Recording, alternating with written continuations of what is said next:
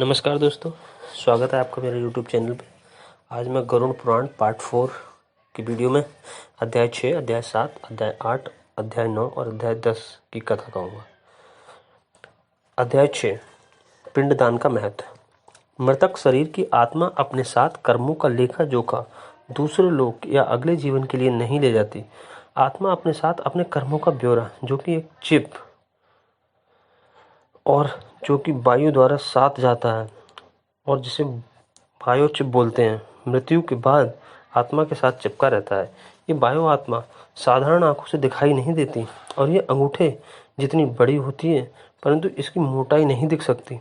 पूरे जीवन का ब्यौरा कार्बन, वायु या हाइड्रोजन के कण पर प्राणी जो कुछ भी देखता है, सुनता है, बोलता है और सोचता है, अंकित हो जाता है। इसमें अंकित सारी सूची चिप यमराज को देता है।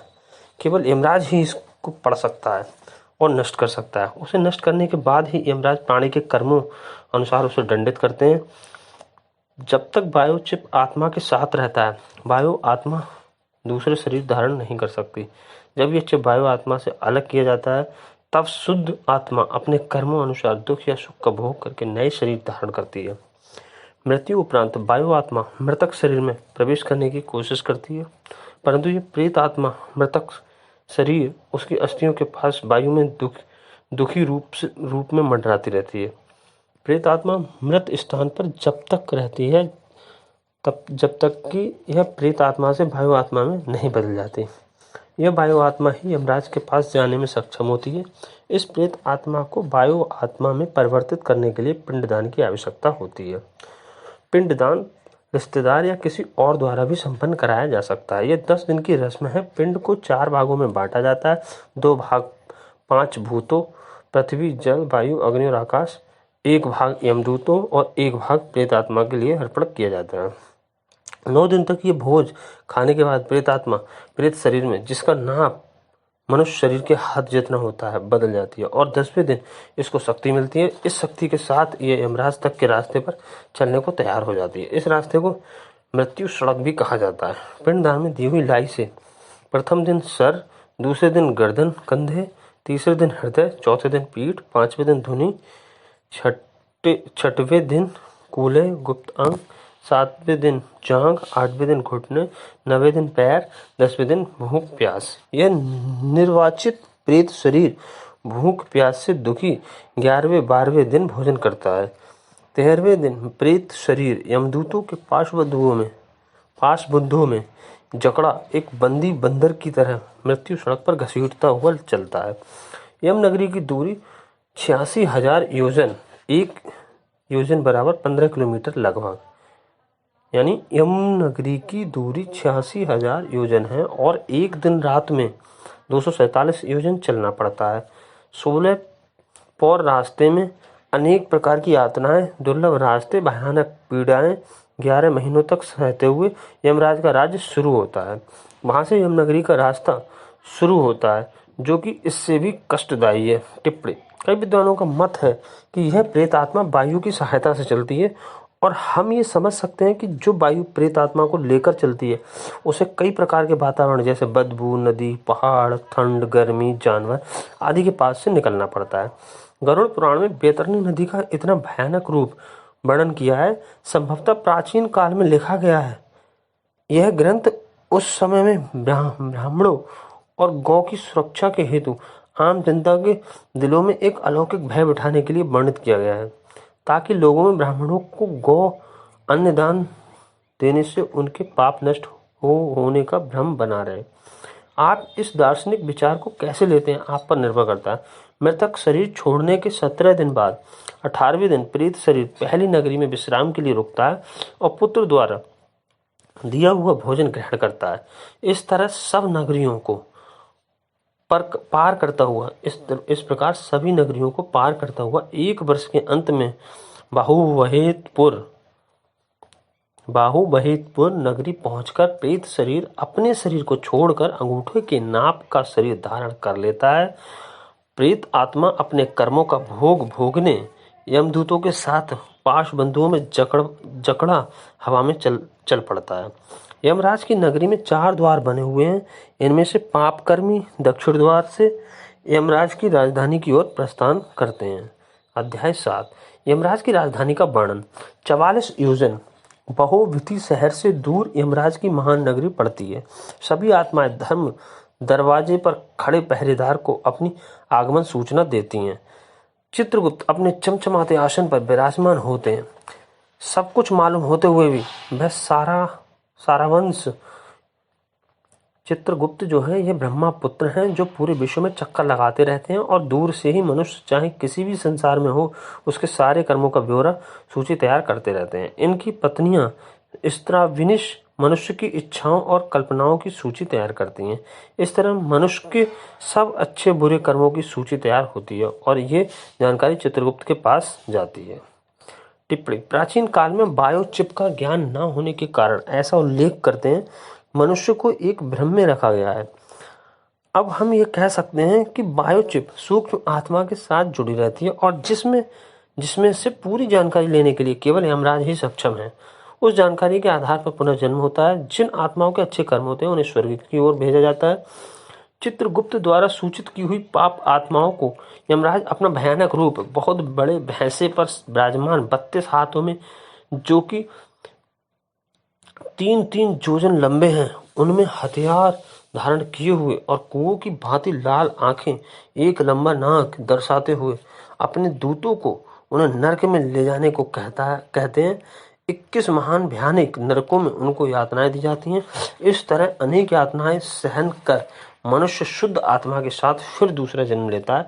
इस नगरी के बीचों बीच यमराज का चमचमाता भव्य भवन स्थित है। ये 200 योजन लंबा और 50 योजन ऊंचा है। इसके अंदर अलौकिक सभा कक्ष है। वहां पर उपस्थित सभी अपनी ही रोशनी से जगमगाते हैं। इस भवन में पहुंचने के लिए 4 द्वार हैं।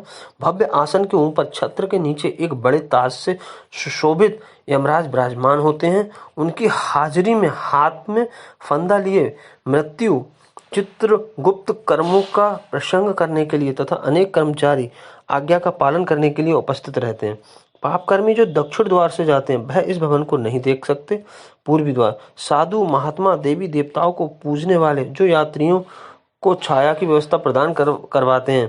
क्रोध और लालच से वंचित माता पिता की सेवा करने वाले गौ तिल धरती का टुकड़ा आदि का दान धार्मिक ग्रंथों का मनन अथवा सुनना शुद्ध वृत्ति वालों की आत्माएं इस भवन में प्रवेश कर पाती हैं। उत्तर द्वार पीले संदल के वृक्षों से महकता हुआ यह रास्ता वेदों के ज्ञाता मेहमानों का आदर सत्कार देवी दुर्गा को पूजने वाले शुभ कार्य करते हुए गति प्राप्त करना बनारस में मृत्यु योग विद्या ग्रहण करते गति पाना दुर्घटना बस पवित्र जल में डूब जाना दान पुण्य करने वाले इस रास्ते से सभा भवन में प्रवेश करते हैं। पश्चिम द्वार हीरे मोतियों से संपन्न सुगंधित रास्ते पर धार्मिक ग्रंथों के कथित अनुसार कार्य करना शिव और विष्णु भगवान की पूजा करना गायत्री मंत्र का उच्चारण दूसरों के धन की चाहत ना करना गृहस्थ जीवन को कलंकित ना करना वचनों को निभाना सबके सुख की चेष्टा करना पूर्वजों के श्राद्ध करना बुरी संगत से दूर रहना वह अमृत को पीते हुए सभा भवन में प्रवेश करते हैं। यमराज इन सभी को आते देखकर अपने आसन से खड़े होकर सबका अभिनंदन करते हुए सबका स्वागत करते हुए कहते हैं कि आप सब नेक आत्माओं ने अपने सत्य कर्मों से यह देवलोक प्राप्त किया है।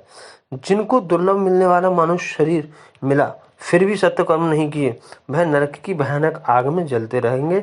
अब आप सब आत्माएं ब्रह्मलोक को प्रस्थान कीजिए। यमराज के मधुर वचन सुनकर सब उनको नमस्कार कर बाहर प्रतीक्षा कर रहे अनेकों विमानों पर अपने कर्मों के अनुसार सवार होकर ब्रह्मलोक को प्रस्थान करते हैं।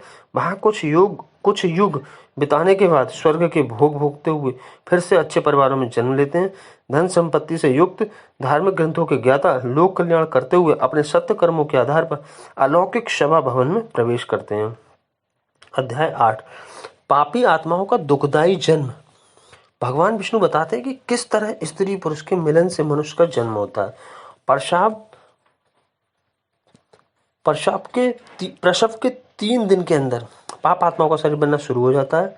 एक रात में मांस का टुकड़ा 5 रात में गोल 10वें दिन वृक्ष के फल जैसा 1 महीने में सिर दूसरे महीने में हाथ और दूसरे हिस्से तीसरे महीने में बाल नाखून हड्डी लिंग चौथे महीने में तल पदार्थ 5 महीने में भूख प्यास, 6 महीना बच्चादानी के बाईं ओर चला जाता है। जिस्म के बाकी हिस्सों का बनना माता के खान पान पर निर्भर करता है।